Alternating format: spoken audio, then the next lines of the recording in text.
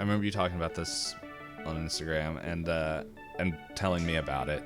But I don't think I ever saw the title, or not the title, but the cover art. Mm-hmm. And then I brought it up. I was like, "Oh, that's a cute little guy right there." You're like, Yeah, hey, it's a little guy. hey, you gotta eat that chicken. Hey everyone, welcome to a special episode of Pointless Discourse with myself, Hoppocalypse, and Itisdpayne. Hello, Happy New Year. And it is the new year to the listeners. It's Black Friday for us. Yeah.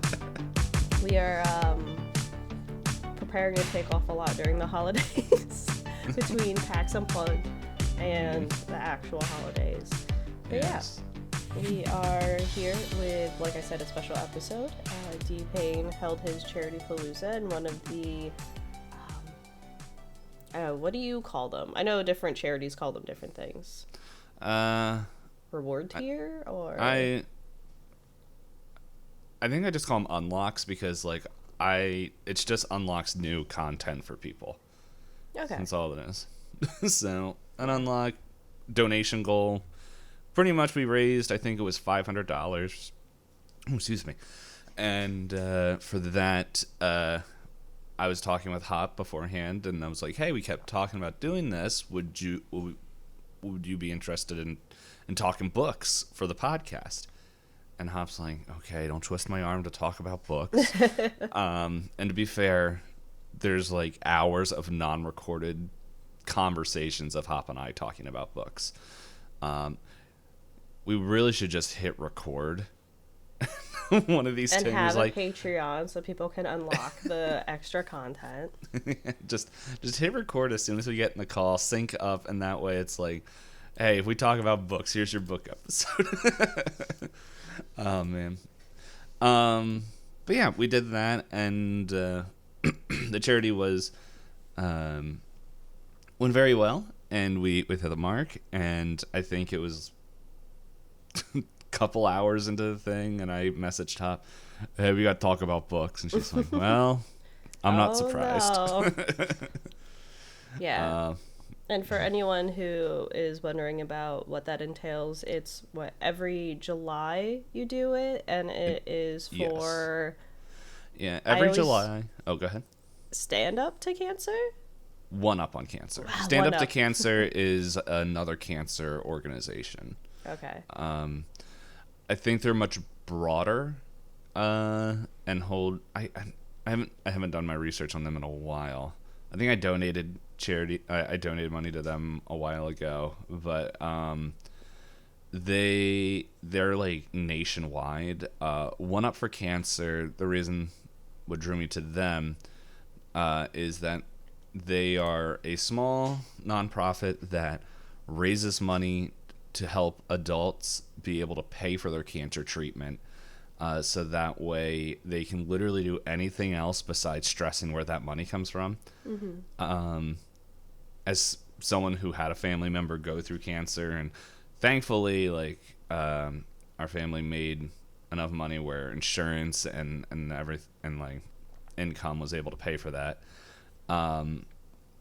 It's and just everything that's involved. It's just like I think Stand Up to Cancer does a lot of cancer research, and it's like, research. Like, I totally understand it. It's important, and there's a lot of things that are being learned about cancer that is amazing. But my heart was definitely more towards people who are in it and just need the help, and that's what One Up on Cancer does. Okay, that'll help me remember more. Because both of their names are they're have similar, Up yeah. Cancer, and I'm like, oh, there's two of them. I'm just waiting for the third one that comes out that's just like, F Up Cancer. It's like, okay, well, we don't have questions about what you want. But yeah, so with that, here is the extra content that Itisdpayne That just comes out as a basic episode.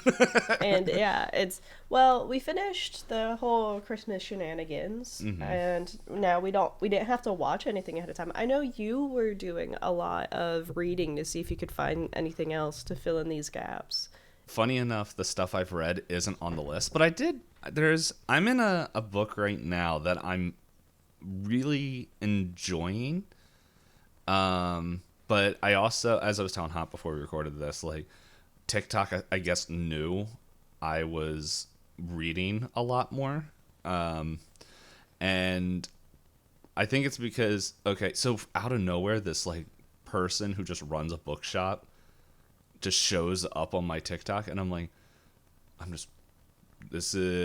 she has like this very like kind of deeper, like relaxing voice, and just talking about books. I'm like, I like this, and then it's just like all these people is just like blah blah blah. Here's books, and I'm like, okay.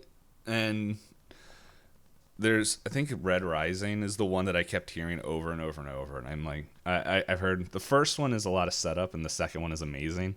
So it is a trilogy that I think it's planned to be a trilogy that I'm like, okay, a lot of people who I've seen over this week talking about books, and I kind of agree with their viewpoint, most of their viewpoints.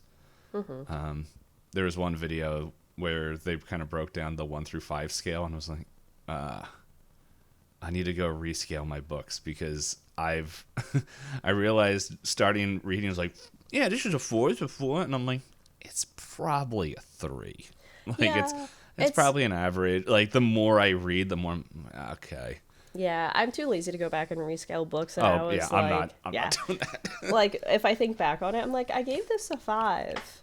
At the time, it hit. Is it a perfect book? No. So good enough. In that point in time in my life, yeah. It is a perfect book. Yeah. For one of the things here, I looked up what I rated a 5, and there was one book, and I'm just like, don't know if it's... I really enjoyed the book, and I really enjoyed this author. I don't know if it's a 5-star book, but at the time and where I was at, I'm like, this is good. Yeah, I think for me, my scale, I guess that's a good thing to also introduce to people. My scale, I think 5 for me is that it did something to my brain that made me stop and have to think about the world. So it doesn't have to be grammatically perfect. It doesn't have to be structured perfectly. But if it was written in such a way that I could resonate with the book, then I usually give it a 5. A 4 for me is it was a fun read, and I didn't have any major issues, but the book is just like I enjoyed it, but it wasn't like life-changing. And then a 3 for me is like, it did its job. Yeah. And then I use the 0.5, or on Storygraph you can do like 0.25 throughout. Yeah. So then like a 4.75 is like, it almost hit me in the feels, but it was like, I would recommend this book. Even 4s I recommend usually to people, where I'm like, I enjoyed reading it, but it was like, it's not the deepest thing in the world. Whereas some of the books that I put on here for to talk today, I think the only one I didn't give a 5 is the last book, but I think the last book, you already know what that is, Itisdpayne, looking at our list. But the last book, I think I just haven't read a lot in the dark academia genre. So, like, getting through the first chunk of it, I was like, yay, routines. Okay, I know this is going to get good. I can tell it's going to get good. When does it all come together? Yeah. I guess for me, originally, the way I scored my books was, well, if the author sees, I don't want to offend them. And then it's just, I don't know. Brain does stupid things sometimes to where I'm just, I don't know what book actually broke that. But I think 5 would be something that I really had to think through. And just kind of saying, not like affecting, as you were saying, it's just that it stuck with me, and I wanted to figure stuff out. 4 is, yeah, just really enjoyed the book and stuff. And then 3, yeah, it was fun. I enjoyed it. And yeah, same thing. 3 and up. I think most of the books on my list are books that I even mentioned to Hop. I'm saying, hey, if you find it in time of your 3,000 books a year readathon, maybe take a look. For the video, for anyone who can't see it, Hop has a smug face of, yes, I read. I finished my 88th book last night. Oh. Was it last night? Night before. Well, there was a night. Yesterday. Let's see. What am I on? Thank you, Storygraph, for keeping And track. also, this is as of, like you said, November. Yeah. I did not finish 88 books within the first week of January. Yeah, 34. Yeah, so I don't know. I've actually gotten back into reading physical books where I read a little bit at lunch. It's fun learning about shoot, the brain, the word was there and now it left. Not imperialism. It's close to it. Colonization. Yes. Yeah.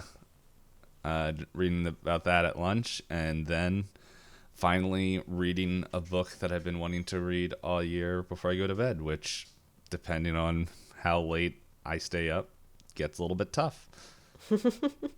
But anyway, we're gonna roll dice. What do we want to roll? I figured we'd go back to the D20. D20? Okay. I didn't know if there was like... The D100 is for the Halloween season. Oh, That's something special. I didn't know if we just wanted to roll a fun random die that we had for a fun random episode. I have lots of options. Okay. You tell me. D32. I don't think I can type that in. I don't have one. So we can do the D20. Do you want to do D12 to change it up? You said you want to do something fun. Sure. I got one of those. And then, so while we roll, pretty much what we have 4 genres and then an all-time favorite. We're going to talk about them for a little bit. Our 4 genres are contemporary / literary fiction, horror, fantasy, and historical fiction. And then we have our all-time favorite. Pretty much so that way it's not like our normal conversations that can go on to an hour and a half to 2 hours. We are going to just kind of set a 15-minute timer for each one to just chat about it. It's going to be a loose timer, so if we get to 20 minutes, I'll just be like, hey. But yeah, so that's the thing. And by the way, if you guys are watching this on the YouTubes or the or as a podcast and all that stuff, if you guys enjoyed this, let us know, because we talk about books either way. Hey, guess what? We're supposed to meet up right now. My phone just told me. Oh, good. Yeah. But yeah, let us know. Yeah. I was gonna say, yeah, let us know. Also, we roll dice because we're tabletop nerds and play all kinds of systems. None of those books are here. We didn't have rule books. Oh my goodness. Oh.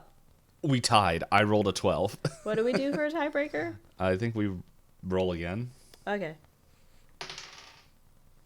2, 6. You. Okay. I guess I'm going first. Mm-hmm. All right. Yes. So I had to think about that for a second because of us rolling D100s and Lois going first. But yes. So I rolled higher. So I'll kick off our conversation. Let me know when you have things set up for us so that we don't talk forever about just 2 books. And I'm starting it now. All right. So yeah, for contemporary / literary fiction, this is, I think, the genre I read the most out of, but it's also kind of like, I don't want to say vaguest, but like it has like, it encompasses a lot of potential works. But I guess the way I describe contemporary fiction is like, imagine things happening and it's all grounded. It's all things that like can actually happen to you. And then, but I really like literary fiction and where it's told in very pretty ways and like lots of metaphors and euphemisms and a lot of phrases that make me want to cry at night. So the book I chose for this that I read this year in this genre is Open Water. It's a very short book. It's on Storygraph. It says it's 146 pages. I made the mistake of reading this in public and I got to the end and I just stared off in the coffee shop and I was like, I'm not gonna cry. I'm not gonna cry. But basically this book follows, at first, it seems to follow the format of a romance where you have the main character who is kind of uncomfortable in his own skin, but finally finds someone that he thinks that, like, he can fall in love with. And then as you follow him on his journey, you kind of learn that he has a lot that he's dealing with as being a black man in, I forget if he's in London or another part of the UK, because he kind of moves around, because this follows him over a number of years. But you follow him as he kind of like tries to come to terms with himself and how that gets in the way of all of his relationships. So he has a lot of things that he's dealt with that he doesn't speak about with other people and pushes people away, and that he recognizes how bad that is, but also doesn't know how to come to terms with actually voicing that out as a man, because there's a lot of stereotypes around various things when it comes to gender and race and everything like that. And it's kind of it's very lyrical too, and has a lot of nods to music, and then how he tries to use music and how he has to try and navigate racism, sexism, falling in and out of love, trying to figure out your way in life, and a lot of different things, all in 146 pages. And I wanted to cry at the end. Did you say who wrote that? I missed it. Caleb, I could be mispronouncing, Azuma Nelson. And I believe the author also has another work that I didn't get to yet because it released in hardcover, and hardcover books are expensive. I just saw a video this week where this person is, I am justifying why I'm going to go buy books in England because hardcovers are actually cheaper in England than they are in America when you do the exchange rate. It's good to know. Yeah. But then she was also like, I'm also probably going to buy way too many, which means I'm going to have to mail them home, which is totally undoing what I was planning on doing. But let me look at what the author is also. Small Worlds is the other one that the author has written. Okay. And if you look at the covers for these, they're absolutely beautiful. Like, here, I'll send you a quick... I can look it up. Yeah. Yeah. Yeah, I recognize this book from your Instagram. So. Yeah, I haven't been very active on my book Instagram in a little bit, but yes. I highly recommend... You. I only have one friend on Storygraph, so it's not that hard. It's not hard to figure out who it is. But yeah, it is a shorter novel. The Storygraph reviews for this, emotional. 91% of people vote that it has an emotional mood to it.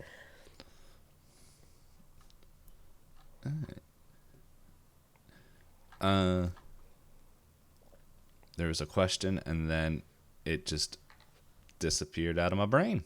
I just also realized what you meant by asking if I had fun facts, and I was like, oh, no, I don't have fun facts for this episode. That's fine. I was like, about the books I read?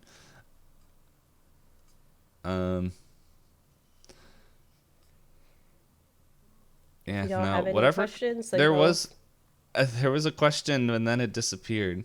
I think is this like LGBT or the only reason I asked this is because the cover kind of reminds me of Moonlight, which is on our list. No, this is the couple in it is straight. Okay. I didn't think so as I was reading the description. Storygraph has a section, it's considered its own genre on Storygraph. Okay. Yeah, so you would see it pop up in the... I have. Now I'm thinking about it. There's a lot of books, yeah. I don't know. Yeah, it feels like any kind of question about a contemporary / literary fiction set in the modern day could be major spoilers. Yeah, that's the tricky thing where I was kind of I was trying to think of the main themes. And I guess I should share content warnings too, right? I did mention racism. With the racism specifically, it relates to police brutality. And then there are discussions around death. So those are what are listed on Storygraph as the warnings. Okay. And I can't think of anything else that I thought was that could be potentially triggering in that book. And this all takes place in London? I believe London. I think he goes to school somewhere else at a certain point, but I think it's mainly in London. Yeah, because I don't know. The only reason I ask is us being an American, being in American, being in America, we only really hear one type of racism. I get like of like one, not one type, but like a majority view of like how American racism like plays out, and I'm not that it would be extremely different because hate be hate no matter where you go. Yeah, hate be hate. But, I would but, say yeah, that it's not different than what we see in the American news cycle. At least in this context of this book. I can't speak for London and various things. But I was making jokes with friends. The other day we were taking like BuzzFeed quizzes, and it was like, pick your ideal places to live and we'll tell you blah, blah, blah. And I was going through, and I know as a teenager, I just clicked through these quizzes like, oh, those are pretty. And now as an adult, I'm like, which one's the least racist? Because I had all these, I know, I had all these European countries, and I was like, the more I learn about a lot of these places, the less I think I can live at them. Yeah. It's like the fun part where it's just like learning about where to go and like where to visit. And I'm just getting to the point where I'm like, if I ever do visit other countries, I'm like, I'm just going to get used to it. Everyone's going to hate me. All right. So I think that's enough on my book. So, Itisdpayne. Yep. So my book is Heaven by Miyako Kawakami. I hope I pronounced all that correctly. And when I came across this book, I remember it was a video I watched where they said her books, this and probably her better known book, Breast and Eggs, were translated and now able to pretty much be read. And when I hear a lot of people talk about any book or media of just, yeah, this was dark, I'm like, or like it is a collective thing, except for it bad, I'm like, well, how dark could it be? Yes. Heaven pretty much is about this kid who had he had a lazy eye growing up, and I believe he's in middle school, according to American grade ages, and he was like relentlessly bullied because of his lazy eye, and he goes through life just not knowing. There's nothing I can do about this, and I'm just gonna make sure I get the least amount of attention possible. And then he meets, I don't know if his classmate's name is in this little description, but he meets another student there who pretty much is gets the same treatment, but from the girls in the class. And pretty much the book, it goes through this, all from the viewpoint of this kid trying to find acceptance and seeing where he can find that and where he can who he should trust, just all this stuff, because he's been told one thing his whole life. I believe he's in a single family home, and his mom's always trying to work and stuff, and so she's not home a lot. And it's been a little while since I read it, so I don't remember the relationship between him and his mom, but it's a little tense due to like even just the relationship like with his father that would show up like every once in a while. And so it's definitely one of those books where you're just like, buddy, no, There's like someone legitimately trying to help you, and he's like, where he's just really just it's a journey of this person trying to just find any kind of acceptance while struggling with the weight of where it seems everyone hates him except for this one person, but she also isn't the best. So it's one of those books that just and that's kind of Kawakami's writing. The two books I've read, I kind of enjoy it, but it's the tags on here is dark, emotional, and sad, and I would agree. It is it is all those things. But yeah, there is but yeah, definitely trigger warnings for this work, because there's violence, like especially in the bullying side of it, especially minor or children violence and stuff. And it's been a little while since I've read it, so I can't remember everything on it. But if bullying, like extreme bullying, is not game, like I would suggest passing on this one. But if you like just being like, oh wow, I don't feel great, hey, book for you. If you like to hurt, is what you're saying. Yeah, if you like watching Manhattan by the Sea and you're like, I liked that movie, hey, maybe check this out.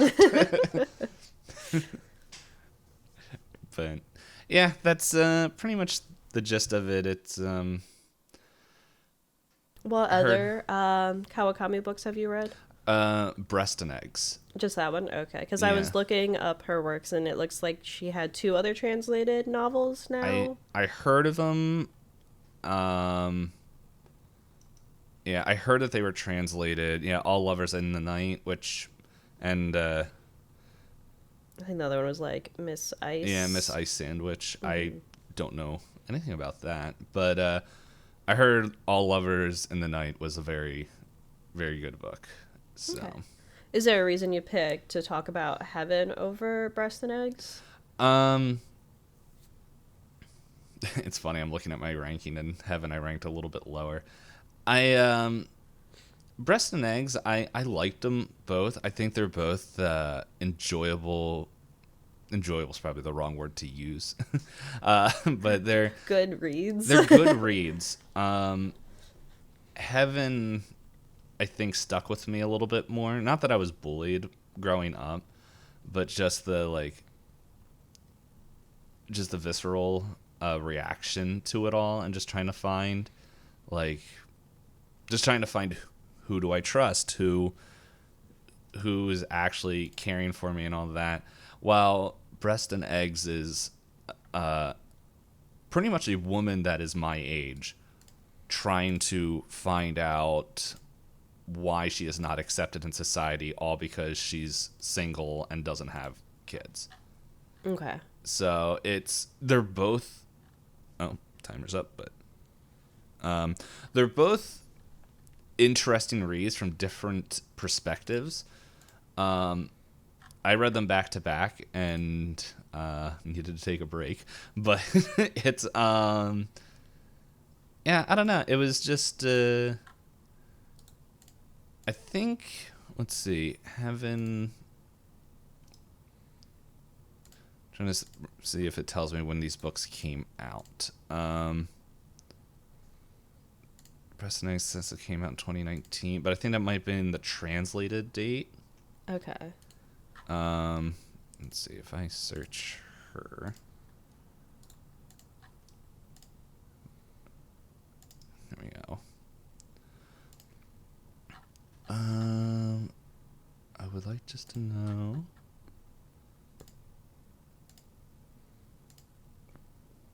Okay, so Breast and Eggs was her first book, and then Heaven was her third. And so, They're both, because I remember talking about her writing style to Hoppa when I was going through it, because at that moment I was around that time is when I was getting out of Brandon Sanderson stuff, who is very poetic and very kind of descriptive in what is happening there, and she was very much it was hot and my sweat stuck to my skin and it was gross. And it was just it was one of those things where growing, like most of the books that I read have such long-winded descriptions where to sometimes I wonder if they're just trying to hit a word count. And this is what it was. It was really gross. I didn't want to go outside because it was 100 degrees. And I don't know, it was different, but it was just I don't know. It's not like I could say Heaven was written better than Breast and Eggs, because I think they're both interesting in their own. Mm-hmm. This one just like stuck for you. Yeah, when like given some time between it, I think Heaven is a little bit more accessible to get into, because I don't know a lot of people that would want to read. I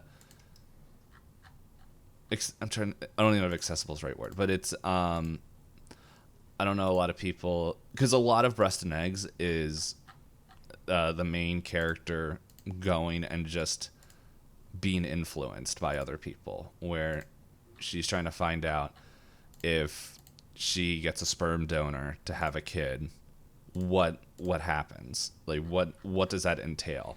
And so she has somebody who she has the one influence of her sister, who married some deadbeat dude that just as soon as their kid was born just came in to take money until he was like kicked out and not allowed back. She has no, he died. Sorry. Her sister, I'm trying to remember everything, but she has like a couple different influences and then she has somebody who has a kid and adores her kid. Her sister and her niece, like, they don't have the best relationship at the beginning and throughout the book. But then the other influence is this. She's a writer, so she has a bunch of like author friends, and this very successful person, and she has a kid, and they're like, oh, what happened to the man? Just got rid of him. Like, he was just gone. Yeah, just all he wanted to do was suck the life out of me and everything, and it's just I didn't need that for me and my kids, so he's gone. And she is very pro getting for the author to get to go through the treatment and have a kid. Her sister is very against it, and then she has a third influence of somebody who was a sperm donor baby, and she is talking with him and trying to find out what is that, like, what from your perspective. So she's trying to, because like at that point when it was written in Japan, like where it's set, I think it's like early 90s. This practice was very frowned upon. At least that's what I was gathering in the book. It's not that it was illegal, but it was culturally, a lot of people were like, no, why would you do that? And so, but she doesn't want to. She's like, I want to have her big thing. She's like, I want to have a baby, but I don't want to have sex. And she's like, I tried it. It was the worst thing I've ever had in my life. So it's so like it is an interesting look at it. I haven't done a lot of research, but part of me is like, is this like, it says it's fiction, but did the author like did she do something? Like, did she have to go through this? Because there's a It feels lot very of very personal. yes, yeah. But that's me just wondering. But no, it is an interesting book. But you just have to just be ready for a lot of conversations on like birth and motherhood and just changes with their bodies and the responsibility that comes from that. It is interesting because the main character is, in my opinion, is very responsible to the fact she's like going around asking people multiple resources, and there's so many people that like she's getting conflicting information, and you're just like, as a reader, I'm just tell them to shut up, just do what you want, like you're gonna do it. And then but Heaven is, I feel like, a much simpler story, just and a little bit darker, with like little pockets of light, and then the ending you're just like, oh buddy. But I did also notice it's a lot shorter. yeah, is it? I don't know. Yeah, Heaven yes. was listed as like 190, and I think Breasts and Yeah. Eggs is listed at like almost 450 pages. Yeah, I don't. It didn't feel like it. They're both good books. So, but yeah, I would suggest like my recommendation is Heaven, since it is shorter. If you like Heaven and like enjoy how she writes and describes things, you'll probably enjoy Breast and Eggs. And that, I haven't read any of her other books, but I do want to read Lovers in the Night or whatever that other book is called. But yeah, all the Lovers in the Night. So, but that is me, and I would probably we went over time, but that's okay. That's okay. We're figuring it out. This is our first time doing a bookish episode. It's all practice. We used to it took us a while to figure out things. I also say it's our first bookish episode, and that's not true. We've talked about books before. But we didn't go over genres. Like, no. We had like childhood books, sci-fi books. Yes, but I think between 2021 and now, we've delved more into reading.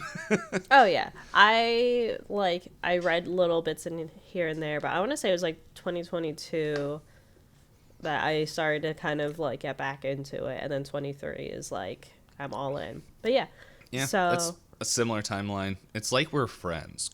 Gross. Well, there's the cold open. Sink say gross. But yeah, so then I'll move on to the horror genre. So for me, the book that I put forward for this is Monstrilio. I basically read this in one day. Monstrilio is really emotional. It's like, it is technically a horror in that it has horror aspects, and a lot of the setup for it is horror, but I wouldn't call it scary. It's how do I describe it? So we open up and you have different, like, I think it's 4 viewpoints that we go through.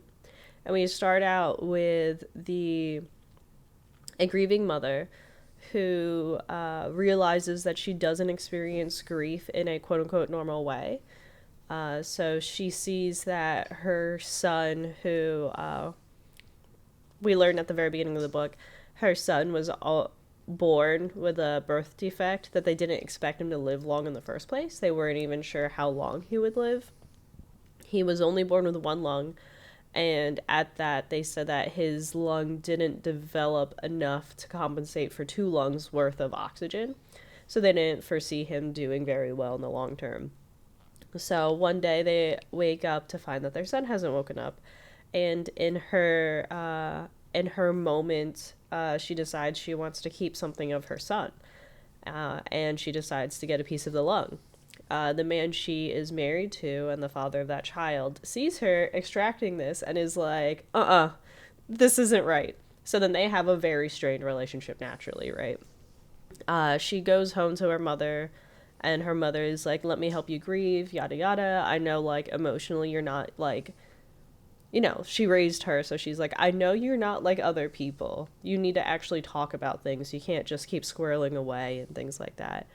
And then the housekeeper that her mother has like helps her unpack and finds the piece of lung and is like, oh, I heard a story where if you feed this, it grew into something. And she's like, but don't do it. And the main character's like, I'm gonna do it. I'm gonna do it. And it causes a whole bunch of like chaos, right? In terms of the lung grows into a monster, monster. And it doesn't know right and wrong because it goes directly from being a piece of her deceased son's lung into being like this furry creature. I took a picture I saw on my phone. The author put a little doodle of what it looks like at one point. And like the descriptions, I'll have to see if I can. Oh, it's for video watchers. It looks like it belongs in Howl's Moving Castle. Yeah, like it's described at certain points as being like covered in fur with sharp teeth and has a possum tail, and it uses to like hang on banisters and stuff. And the grieving mother is like, guys, this is my son. And they're like, what? No. But then she ends up like slowly getting people around her to agree to not kill whatever this thing is that she started to grow. And eventually it becomes more and more sentient and then becomes pretty close to human. Like close enough to human that if they like give him dentures and stuff and they shave his fur, like he looks like a human being. Mm-hmm. So then we follow the accounts of, so you have the grieving mother who's trying to fill this void with, her missing son with this creature. And then you have, I think it's her childhood best friend who has her own familial issues. And her big shtick is she's like, wow, my mother didn't even love me, yet my best friend can raise this creature and it eats things and it's hairy and it's ugly, but they love him. What's wrong with me? And I'm like, And then the third perspective is the father of the creature as he's coming to terms and trying to figure out, like, can they be a family again? And then him finding his own family and then trying to figure out how to, like, help raise, he has the viewpoint of, like, this is not my son. Whereas the mom is like, no, this is our son. And they're both kind of arguing about, like, developmentally, what does this do to the creature? And then the final chapter is about the creature and him, like, you find out he's been aware basically the whole time. Did he have urges and was, like, eating cats? Sure. But he was, like, listening and learning and developing the personalities. And it gets to a point where he's like, can I be the son that they wanted me to be? I'm like, oh, that sucks. So this one is very much a 5-star because it's like everything I love about horror, where they use a lot of allegory and descriptions, and like it's grotesque and gross, but realistically it's all about like a physical manifestation of grief and what that means and how that affects people around them. Mm-hmm. So like, did you say who wrote it? I can't remember. I don't know how to pronounce this. I am not a Spanish speaker. I think G begins with an H because I have a friend who has that. Yeah, so I think it's Hernando Samano Corvoda. Gerardo? Gerardo? It's 2 R's. There's no N in the first name. Corrado. I don't know. But yeah, it's... Yeah, I don't know how to pronounce it. And by the way, for just if anyone's listening to the audio version, the little picture that Hop showed, it looks like a little like dark fuzzy with a stick arm coming out of it. He looks like a Digimon. Yeah, he kind of looks like a Digimon, except in the book the description is much because basically the horror elements is how the thing from the lung becomes this creature, and it has kind of like a phase in between where it just eats. Mm-hmm. So at one point it makes it out of the house and people are reporting like dead animals where it looks like, like they're just ripped apart and eaten. Speaking of that, let's talk about content warnings. Yeah. Like I mentioned, there's child death. And there's a lot of very descriptive elements on her getting the lung out of the body. So there's a lot of gore. Grief is a very heavy topic. Like I mentioned, animal death is mentioned. At one point, I thought it was going to be descriptive enough that I had to put it down, but that animal makes it. Little spoiler, but like, it's fine. I don't know why, but I thought you were going to say that animal deserved it. No. There is it sexual. It was a jerk. There is sexual content. There's murder, and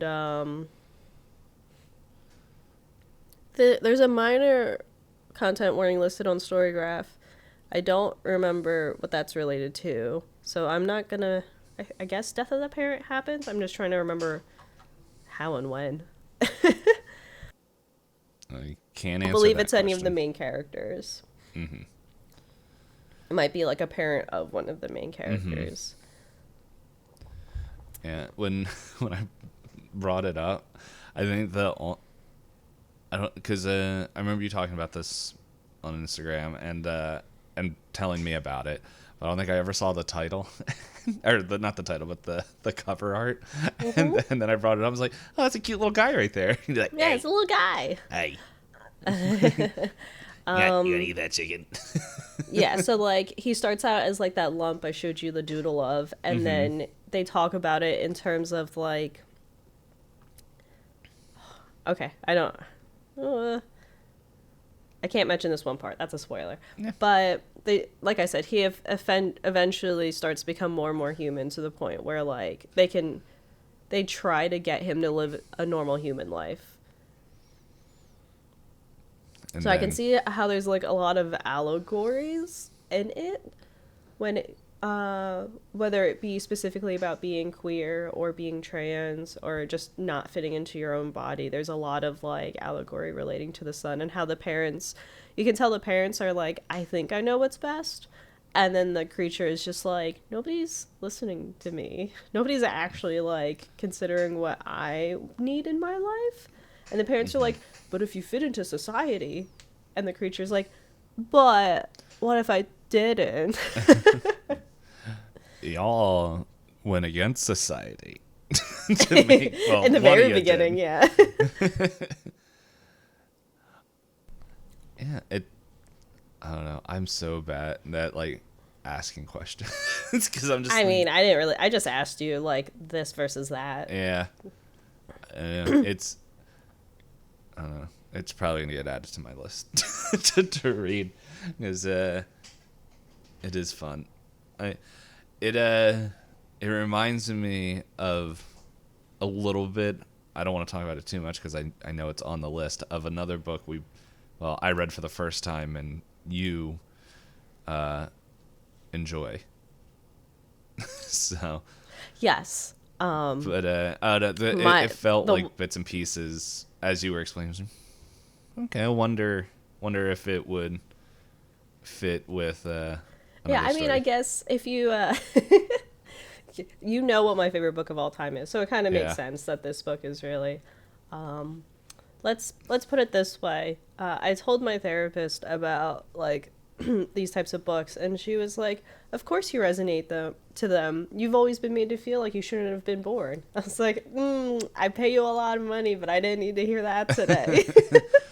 I'm gonna go home and just not want to think about that, but end up thinking about it. Oh no. Then I don't want to know what it means to. I enjoy the sad things. It's not sad books. It's specifically like this one and the one that I have listed as one of my all-time favorites. Like it's a particular. Yeah. Well, not like comparing it, but it was just. I guess it is a little bit of comparing, but it's just like, oh man, if that's what they would say, like the type of media you like would align with stuff like that, like stuff in your background. It's just, I just use the example of Manhattan by the Sea. It's a movie that I really, really enjoy, but I can't recommend to anybody to watch because it's very depressing. So anyway, we're not here to do deep dives on our personality and psyche. We're here to talk about books that does it for us. Um, is this like in an urban setting or rural? Like, because I imagine It's a depending where. bit it's a bit nondescript. Um they live in a rural area of Mexico in the Mm-hmm. beginning of it. Eventually they end up in, I believe the mother character moves back to Mexico City, and then there's a portion where they end up in New York City Yeah, I just saw Totem 4 towards the end. acts from Brooklyn to Berlin.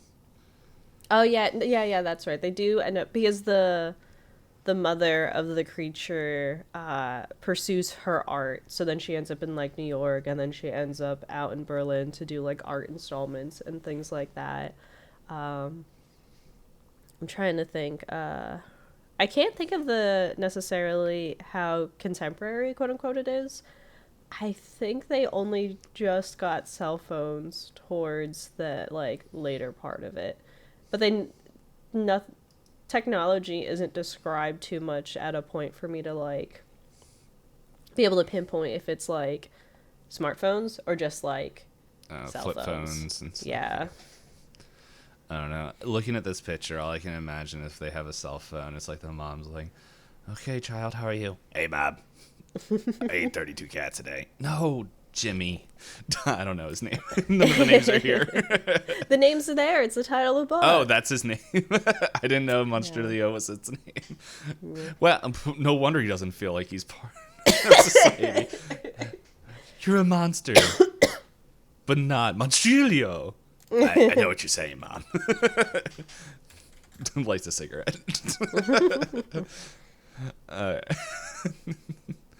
well, with the 2 minutes I have left, it's all good.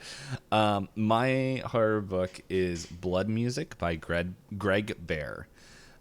This is an older book. It came out in 1985. I'm just going to straight up give the trigger warning right now because it is the story of this book. It is very much a biological pandemic that happens in here. But it's pretty much this scientist. It starts off in this lab where this guy, he's like, I'm about to get kicked out of my lab. I'm on the verge of like the breakthrough of my research, but I'm getting fired because I can't remember the exact reason why he's getting fired. But he's like, I am just it's not going to go well, and so he's like, I need to take this stuff home. I have like maybe a week, and so he starts like kind of bringing stuff back to his house so he can do work, and then it's like he's like, but the biological chemicals that I need, like my test things, they need to be refrigerated. And he's like, the day that he was planning on doing that is like the day that the corporation's like, nah, brah, you're done. And he's like, what am I going to do? And he pretty much gets one of his friends like, look, I'm about to be fired. Can you just stall them for like 5 minutes? And so she goes in and does that while he injects himself with this thing. And he's like, I should, by the time I get home, be able to get everything out and just hope for the best here. So It's a he bad goes, idea. yeah, well, so anyway, he gets home, and then everyone soon, like, people are like, hey, what's happening? Like, what have you heard about? I think his name's Virgil Ulam. That's what I'm reading the description here. That his research was too dangerous, and they told him to destroy his work. But rather than destroying it, he goes and he quits, injects himself with it, and then wants to take it home. And then over the course of the thing, not that he's disappearing, but he's just like, people like, as he quits, so people are like, oh, that's weird. But he's like, I don't know what it is. I injected myself with this, and I feel like more than myself. I feel better. Like it feels like I've been a nerd my whole life, and I feel like a high school jock of just of strength and everything, and charisma and attractiveness. He pretty much goes to this bar, and this girl that is I think like 10 years younger than him, like he's able to, I think as the kids say, riz her up, and and takes her home. And it's like it goes over like I think a 3 month like period where he's still kind of doing research, but he's like, my life is great, like my skin's looking better because I'm not in the lab, I'm going out. My girlfriend, who is way too young and then me, she is like there is, at least in the beginning here, I don't think it's very descriptive, but it's very much like, yeah, they be banging, and but he says like, yeah, and like he meets with other people, and he's like, dude, you look different, your skin looks better, your thing's like, yeah, my girlfriend, she has got me on some like fruit diet stuff, and it's helping the skin. And but then all of a sudden he starts hearing voices in his head, and then his body starts like changing to where this genetic virus he made, it's like he pretty much made a super virus, and it's an intelligent virus. And then it is from, that's like I think like the first fourth of the book is that. And then after that, it just shows like the virus jumping from different people to people, and how it's taking over different human sources to the point where it warps all of America, and like I think the whole continent, to where pretty much people in England are just like, well, that America's gone. like all of Europe and Asia are just okay. But it is an interesting book, where it is talking like where the virus itself, it is homemade. It is, I don't remember he said how he makes it and everything, because it does talk about how it's made, but pretty much it's just very just, it gets to the point where we follow a couple different people trying to find like safe houses and stuff so they could potentially leave this like area, and it of just how the land is being terraformed by this disease. And so and the disease itself is interesting, of it does have sentience, and how it talks, and there's a whole point where pretty much this person from America like figures it out super early, calls people, I think in Germany, I think it's in Germany, and they're like, hey, this is about to like ruin the world. I'm getting a direct flight here, burn my airplane, stick me in like an airtight thing, and use me as research, because this is going to be the only chance you guys are going to be able to do that. And seeing his conversion and stuff is interesting, and just the conversations that like humanity is having with the virus. And then, but yeah, it's what really drew me onto this book is that I heard it described as, if you like what's it called? Shoot.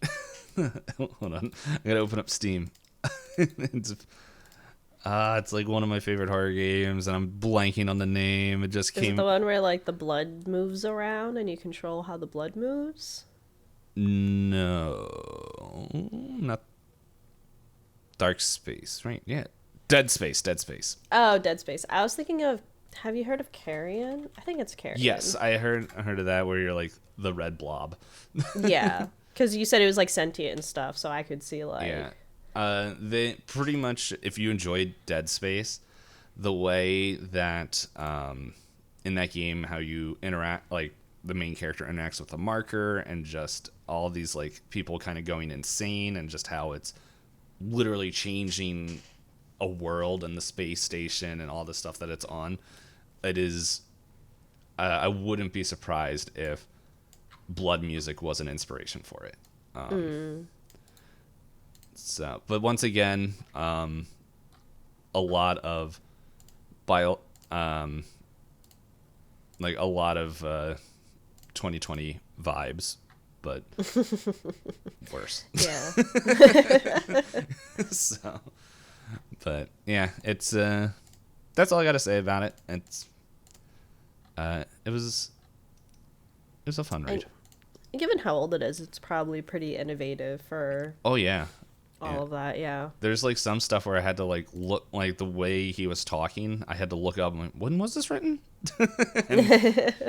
So, but yeah, it's there's definitely a lot of the stuff that they talk about, like recreational things that are definitely in that time. But then there's some technology and stuff they use where I'm just, hold up, what season are we in?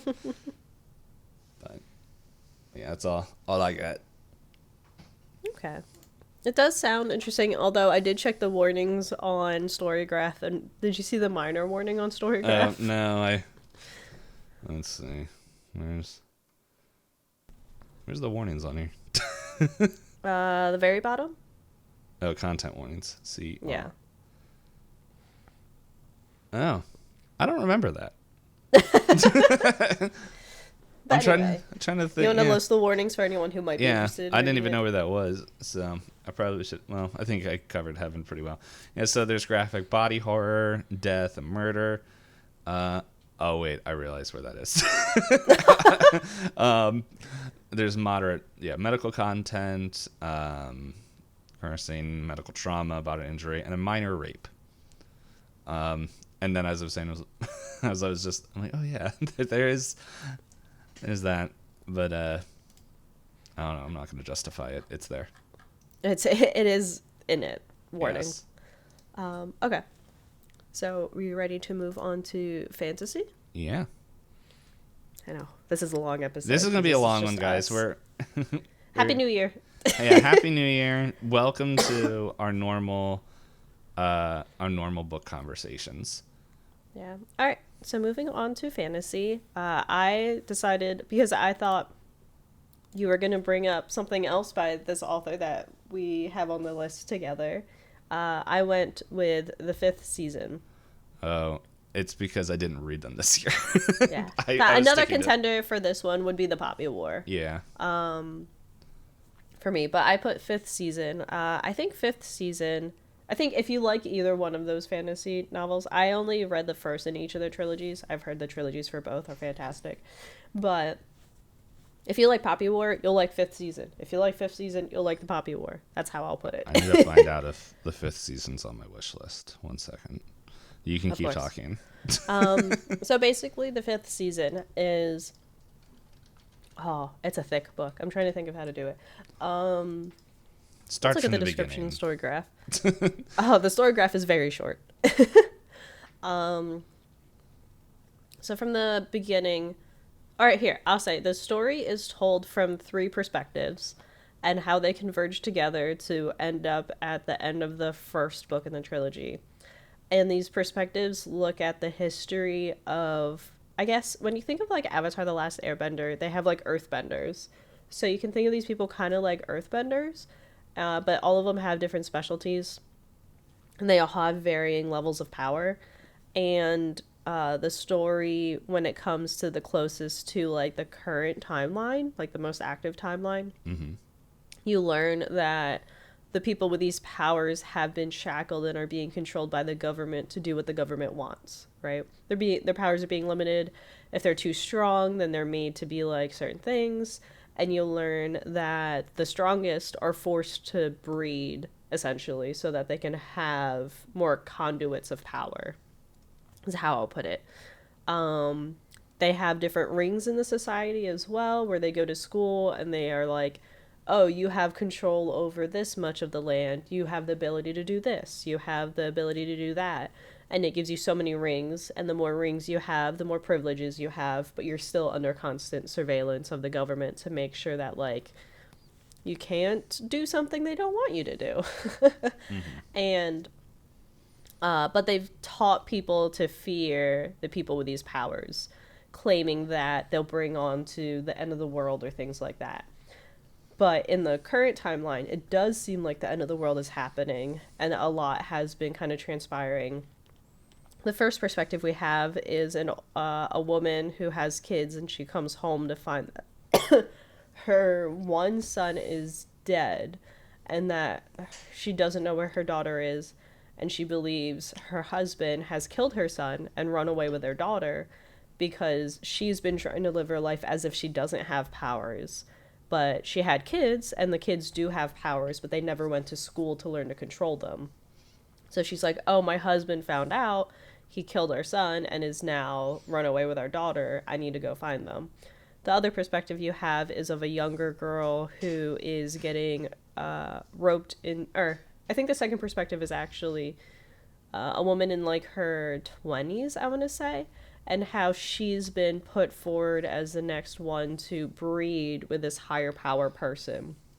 But the higher power person is the one that explains to her everything the government is doing to keep them, like, shackled and, like, kept in line. Gross. And how he's like, I know you're just doing things because they say you should do them, but, like, what if we didn't? What if we, like, tried to change things? And the girl's like, that's stupid. I've been poor, I've been neglected, I understand what it means to have to, like, do things. And then the last perspective we have is a young girl going through school and learning what it means to have these powers.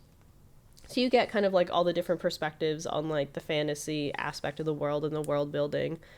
And then, not to do spoilers, but the end of this book ends up where I did not see the end of this trilogy happening, and when I finished it, I was just like, oh, that guy has been in the book the whole time? Like, one of those, like, Oh you my got all God. those weird random details and it all comes together. I accidentally spoiled one of the endings for myself, like one of the big reveals, but even though I spoiled that for myself, I thought the overall reveal is still worth it, that, like, I want to finish the trilogy. But I also had a lot of other books, so I haven't gotten to the second in the trilogy yet. But I love the writing style. It's very good. This is by N.K. Jemisin. And I've read another one of this author's books. I think The City That We Became. For me, I thought The City We Became was good, but I like the 5th season a lot more, where The City We Became almost feels like...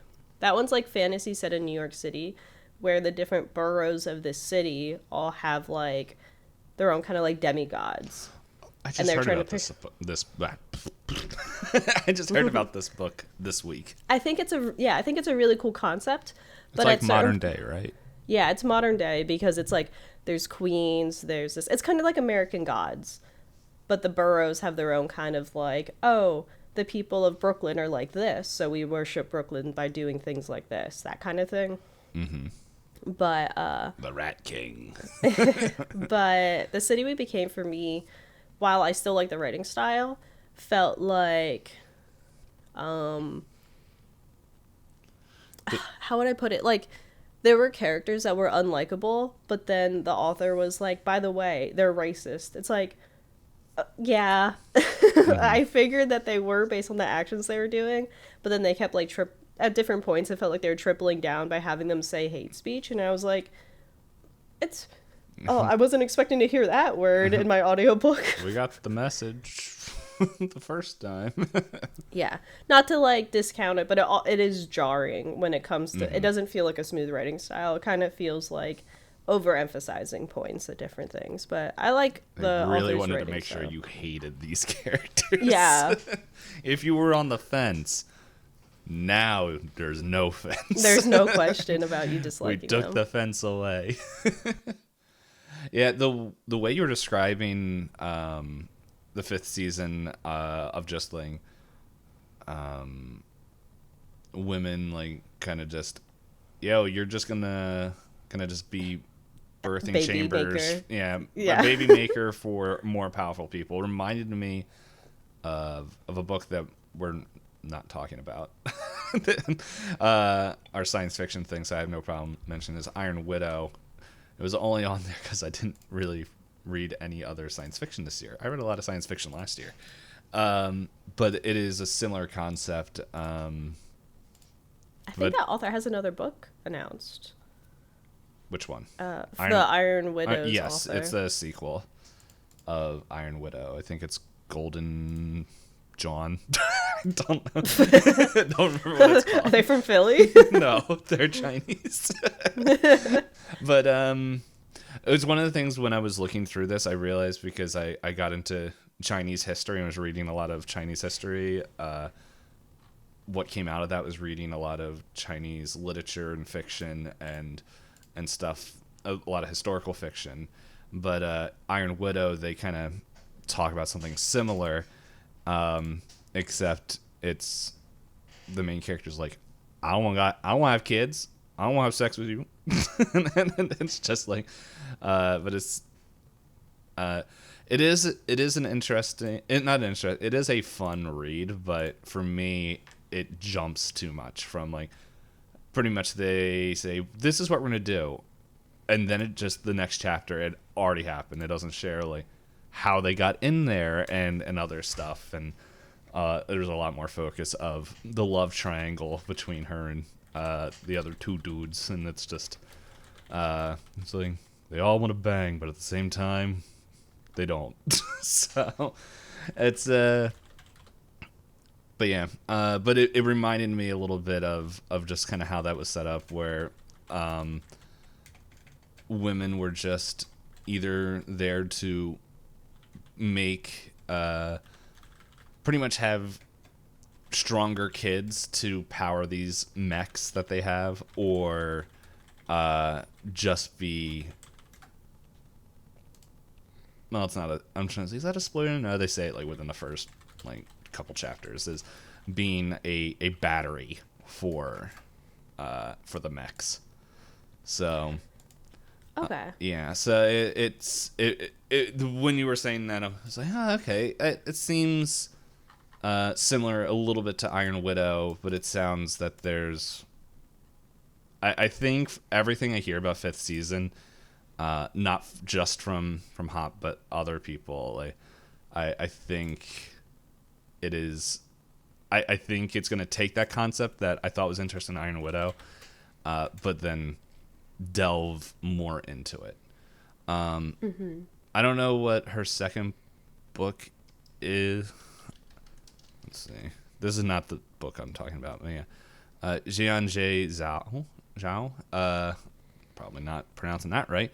But Heavenly Tyrant. I only said golden because I remember her the cover's gold. Valid. Yeah, so I think I might read it, but it's not like on my high to-do list. It was an enjoyable book, but I have a few other books I want to read. But anyway, anything else about the 5th season? Any trigger warning? Did you go through all of them? I don't think I went through all the trigger warnings. I think I kind of vaguely talked about the different things. I had closed it. I have it here if you just want me to say it.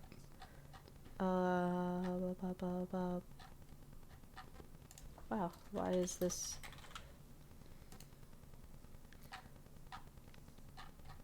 There we go, I got it. Okay. Oh yeah, big warnings. A lot of bad stuff happens to kids. I won't explain why kids particularly. They deserve it. Spoilers. They deserve it all. No. Especially you, Jimmy from Munch Trulio. Hey. I'm surprised they didn't bring up the R word, like they did for yours, because I thought that was mentioned in this book. It was minor, that nothing on paper. Oh, It was... I thought it was racism, and I'm like, I don't remember racism in any of my books. No, Not in my Christian reading. Yeah, it's because blood music is definitely Christian. But yeah, so child death, child abuse, death. There is sexual content on paper, like described sexual acts. It's like they can only do it on paper. And then there is cannibalism. I forgot about that. That's fun. Okay, it's really fun reading the content warnings, and then just realizing how they match what I'm about to bring up. So my fantasy book is The Spear Cuts Through Water by Simone Gimerez. This book is just fun. Like, I remember coming across it. A lot of my recommendations that I read are just looking at TikTok, and people, if they give an interesting enough reaction, I'll be like, all right, I'll put it on the list. I'll get to it eventually. So, but pretty much this whole book, it is told from two different perspectives. Pretty much, we have the main story is it's told between these two two young men. I think one is 19, the other one is 16, around there. And I'm blanking on the total ages, but pretty much the 19-year-old, he is pretty much this guard for this outpost city, and he is missing his arm, and in this society, if you are missing a body part, it is pretty much considered bad luck, and so nobody wants him around, but he's allowed to stay there. He's half decent with a spear, but he's friends with the commander of this outpost. And so they're sitting there, and she's trying to stage a coup against this emperor who has three sons that are called the Three Terrors, that are just wrecking the land. And we learned that the Three Terrors, the reason why they're so powerful is that their dad seduced the moon and then captured her, and pretty much she was like, well, what is your wish? And he's like, I want sons. So she created 4 sons. I think it's 4. No, at least 3 that I can. I think it's 3 or 4. I can't remember. It's been a little while since I read it. But they pretty much are like as they said, a terror upon the land. And so the whole gist of this movie is that the oldest of the 3 terrors, his son, who is his favorite, is going through the traditional kind of like rite of becoming part of this royal brigade. They have to guard pretty much where the moon goddess is kept. And while he's there, the moon goddess kind of twists and convinces him to bring her across the land. And so he is given the task of transporting, like pretty much escaping and getting away from her sons to get to this place where she can pretty much return to being a god. But she's dying and like doesn't have a ton of power left. The first person, the guy with the arm, once the god and the other kid shows up, the terror's coming, and the commander there's like, I need you to take this spear to this place. And so pretty much they are unwillingly kind of traveling together, and it's their journey. It's a very like magical journey, as there's magic, there's telepathic turtles that can all like communicate and feel, and it's really fun with that. And just how people gain their powers. There's an interesting take, or an interesting way they show. There's a strong LGBT plus all the I stopped there and then I looked over at the tag and there's more letters in there. So, but yeah, there's it is definitely part of the relationship, and it is interesting like seeing I guess just reading through that of just there's like a lot of new things that all happen at that point. And so yeah, anyway, that's all going on, but we also are on this other perspective where it's all being told as a play, as we are this other kind of unnamed person. If they have a name, I totally forgot it. Who is told by their grandmother like all these stories, and one of the stories is about this theater that you can only get to when you're dreaming, and you just sit there and watch this play production, and yeah, you watch it, and you don't, when you're done, you leave, and it's the greatest thing, and the majority of the people don't remember that they watched it. The grandmother remembers it a little bit, but the play is pretty much all these stories that their grandmother told them growing up. And so it constantly switches between like first person perspective of these two kids transporting the god, to the grandmother telling a story, to stuff that's happening in real world, or at least like the real world. Because in my knowledge, there's a lot of like war happening in the person watching the play, and it kind of if it tells us when and where and what time, I missed it. But okay.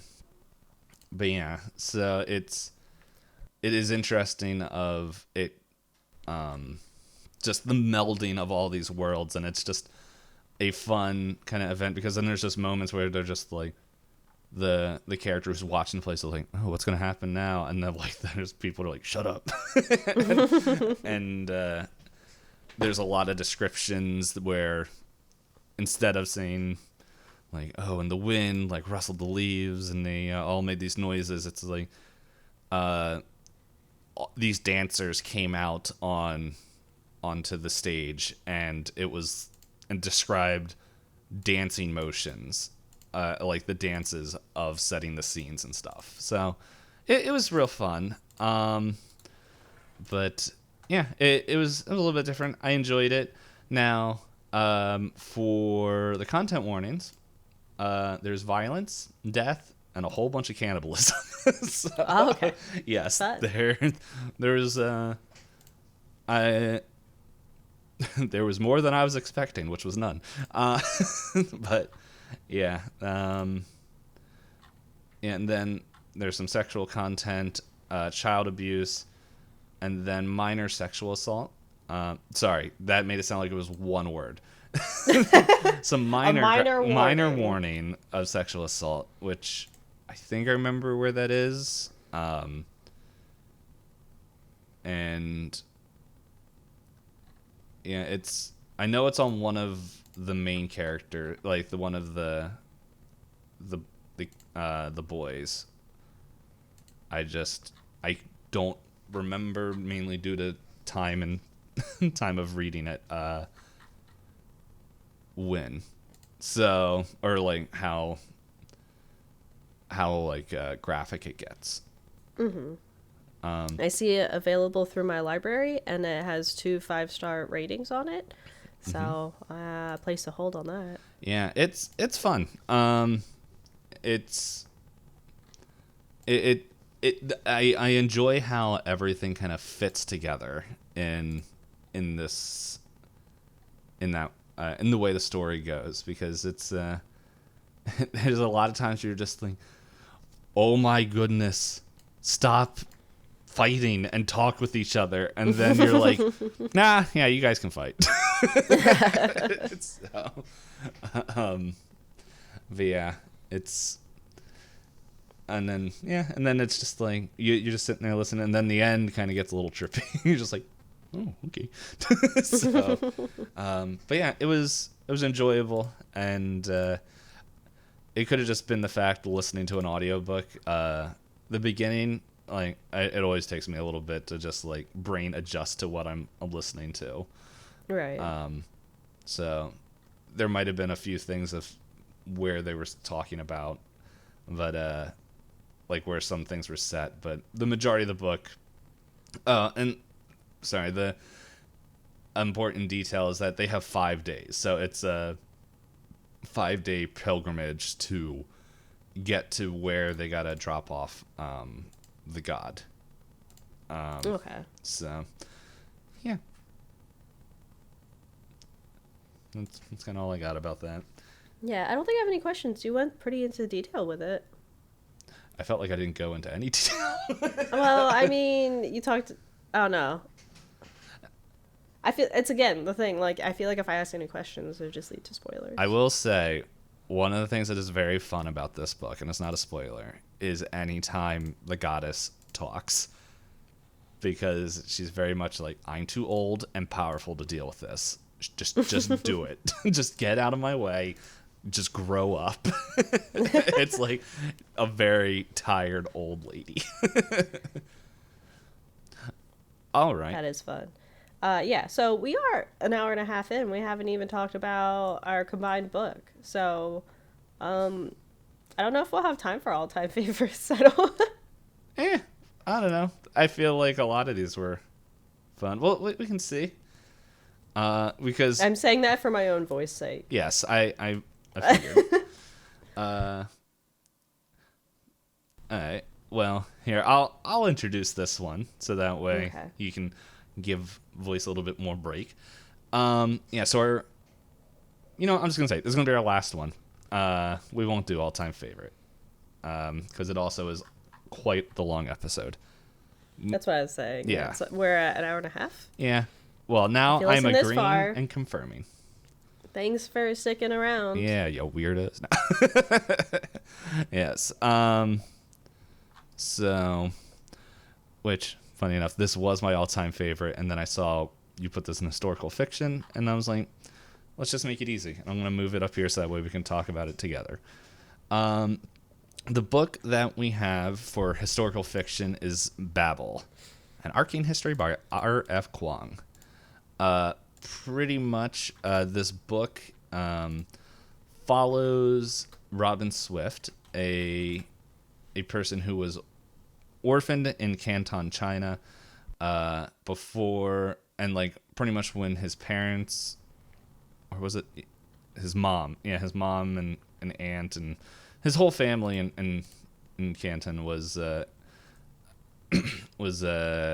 pretty much, yeah, cholera. There it is. I'm reading the things as I'm like trying to remember. As pretty much they were having that. This professor from London comes up and is like, yo, I can take your kid. And he heals him and brings him over to London, where he is pretty much trained in languages and all these other kind of just gets this high level education to pretty much enroll into Oxford University's like the prestigious, this very prestigious and just special school of the Royal Institute of Translation, short also known as Babel. Excuse me. While they're there, they very early we learn on that there is a magic system where you inscribe pretty much language words into silver, and it will pretty much have this magical effect to do what is written on there. And it goes into pretty much how the magic system works and just everything that goes on with that. And we learned that how much the 1828 London is. Why does it say I read this book twice? Sorry, I just looked One up. of them says you didn't finish it, so it must be some weird glitch. Okay. Oh, I wonder if it's when I didn't put the finish date. I don't know. Maybe. So, it doesn't matter. So, anyway. Oh, I bet I chose the wrong one. I think I chose a physical version rather than a digital. So, anyway, Robin Swift makes some friends, which I'm trying to remember their names because I'm not seeing their names here. But yeah, I don't know. There could be something. I don't remember their names either. Yeah. It's been a little bit since I Yeah, read this. I think it was in May. Yeah, I think. There we go. Let's see. Let's go to the Wikipedia. Yes, so Remy, who is from Calcutta, or Kolkata, which is in India. Victoria from Haiti, and Letty, who she from Britain. Yeah, if my reaction saying her name can tell everyone my thoughts on her. Spoilers. Yep. You know what? I think I just want to say spoilers for this one, but we'll try not to. But yeah, very early on, Robin, while he's going to the school, meets Griffin. To where in the book they describe this person looks just like me. And my headphones are about to die. 1 second.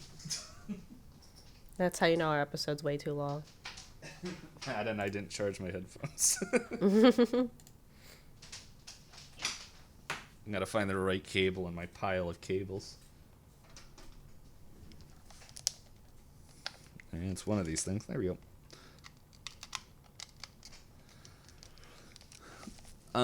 But yeah, so there's pretty much two sides to this story, as Robin wants to excel in his teaching, to find kind of like show his place in the world, while struggling with pretty much how England as a whole views him, his friends in Babel, and his home world, his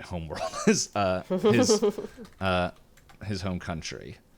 And so it's a decent overview.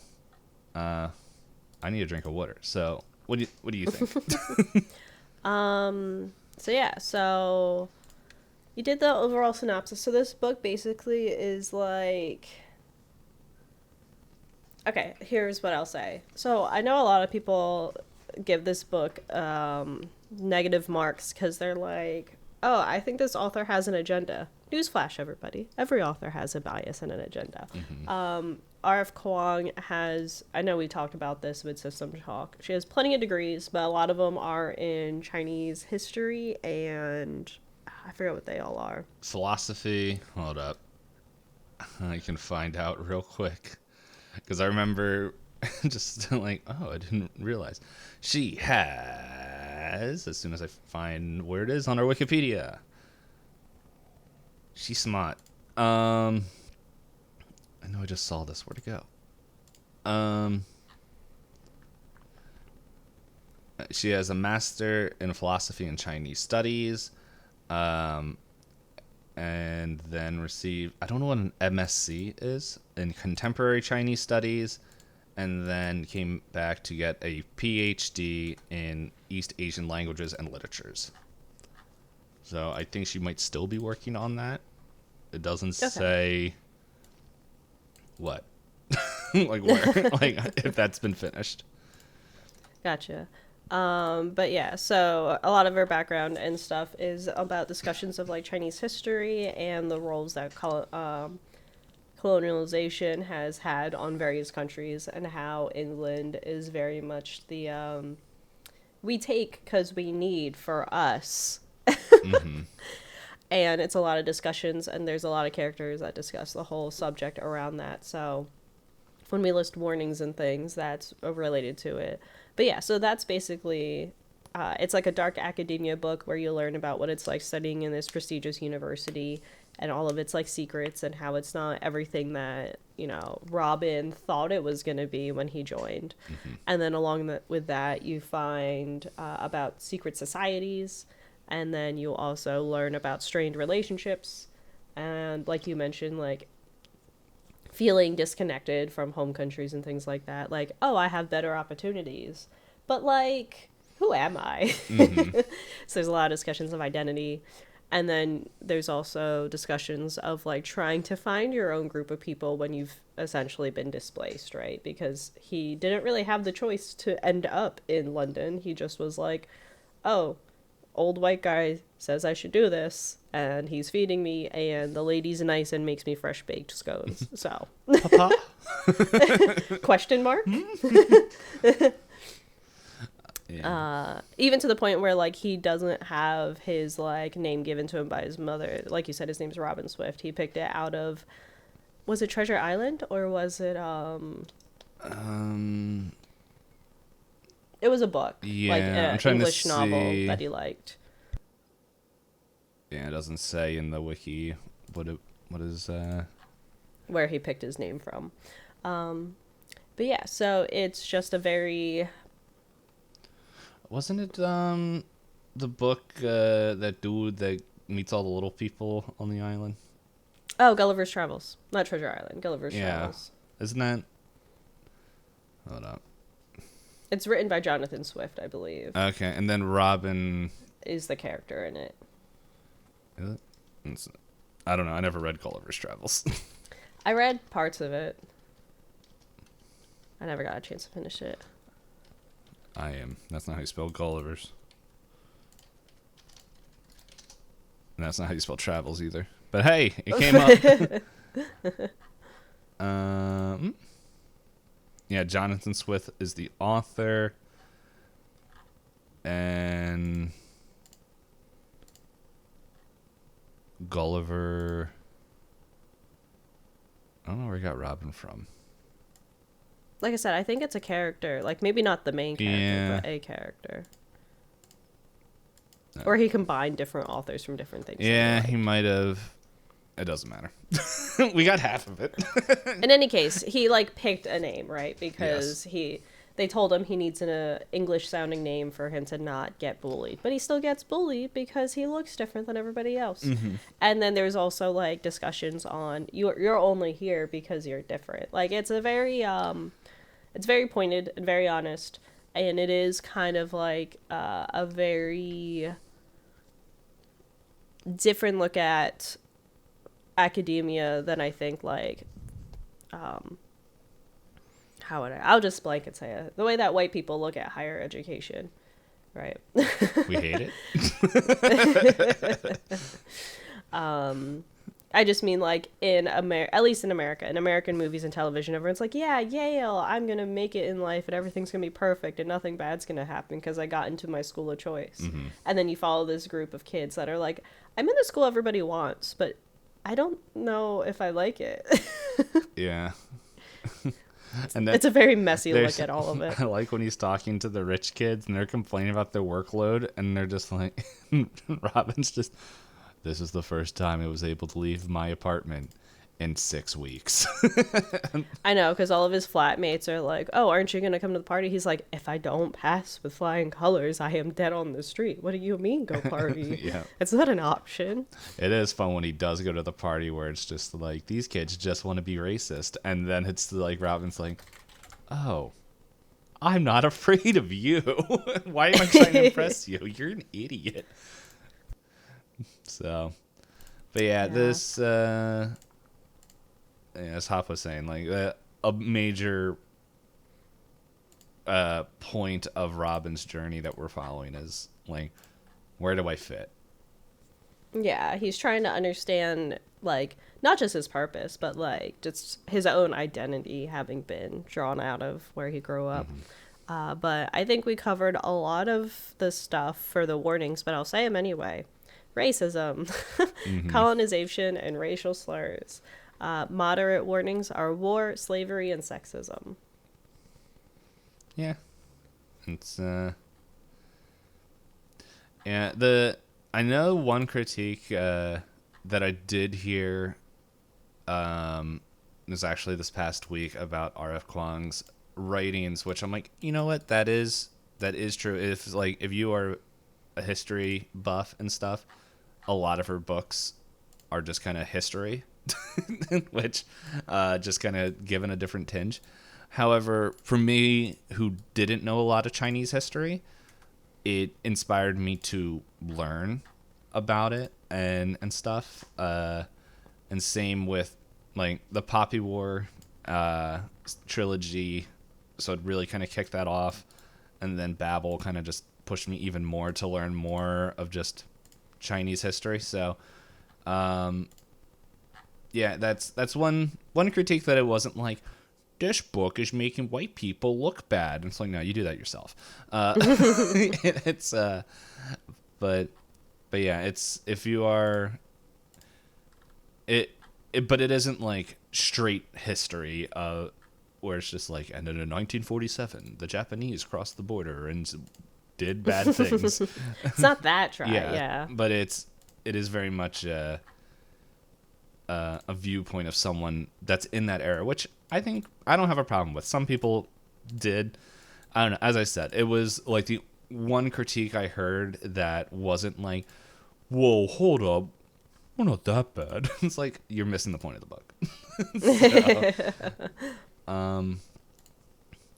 And then another fun thing is, like, if you guys read the Poppy War, and if you are like, oh, I want to read Babel, it should be close, right? No, like the writing styles are wildly, like, you can tell it's the same voice, but yes, it's also not. It is not Robin does not face pretty much similar issues of Rin in the same way. Like, it's similar issues, but in like kind of different areas. Like where Rin is feeling more. I don't want to speak too much because I don't think you've read past the Poppy War. But no, I've only read the first one. Yeah, but trilogy. like, she deals with Chinese, like Chinese on Chinese racism, where it's like the North and South, and it's mentioned a little bit in the Poppy War, but it becomes more so. Yeah, at that point, I would call it colorism. Yeah, I didn't know I don't know. I mean, it depends, because like it's the, I mean, like, it is regions and stuff fighting. But I believe in the Poppy War they emphasize like that Rin is darker and is like, yeah. Yeah, and they treat her as uneducated and stuff, which, like, Rin, like, she didn't go to a formal school, but she is very intelligent and very angry. So, I mean, valid. Yes. But yeah, while Robin, at some points, he's so passive. You're like, just do something. But it's their circumstances are very different. Circumstances and just the way they tackle problems is very different. But I don't think it takes away from either experience. So, but yeah, I don't know. I'm a huge R.F. Kuang fan. So yeah, it's yeah. So that was pretty much our books. I hope you guys enjoyed the long episode. I hope you guys, if you guys like the book stuff, I don't know. Maybe we'll let us know. Yeah. And then we can also let System Chalk know that he is no longer the longest episode that we have. Yeah, get wrecked. So But yeah, that is... I almost said Deadly Premonition because that's what I'm playing right now. Fun game. Not what we're talking about. Yeah, thank you for making this far. Pointless Discourse. There we go. That's where we are. So pretty much, yeah, if you enjoyed this, let us know. I don't know. Maybe we'll do another book thing just for the heck of it. This could be our palate cleanser between things. Yeah. But we'll see. But yeah, so if you guys enjoyed that, do the link, the likes, the likes, the likes, and the likes. Okay, you got that? Yeah, share it, whatever. Yeah, so next week we are going to be starting our new series, which we don't have a name for. The working 24. Yeah, the A24 movie list, but I also, my head is 24 A24 for 24 24 A24 for 2024. That's not, it's a working title. But yes, we were watching 24 A24 films for 2024. In the year, yes. We did it. Yeah. So, I gotta find. There it is. But yeah, our first one is gonna be Minari. I don't know if I pronounced that right, but that will be coming out next week, and we have a whole bunch of films and fun guests lined up, and I think we're both excited for this. So, yeah. Oh yeah, we got to fill in some of these people. That's the only one we have. So. Well, we have 50-50s, and I got a yes for. Oh yeah, so we have two of the guests lined up, and I have three more that I'm like, give me an answer. So, if you're listening to this episode, well, we probably already recorded your episode. But anyway, that is it, you guys. I hope you have an excellent rest of your... Does this come out the 1st or the 2nd? I think this comes out the 1st. It does. So have first. a wonderful rest of your whole year. Yeah. Yep. Have a good rest of your whole year, and I can't wait to learn how you guys all ruined your New Year's resolutions tomorrow. Anyway, thanks for listening. See you next week. Bye-bye.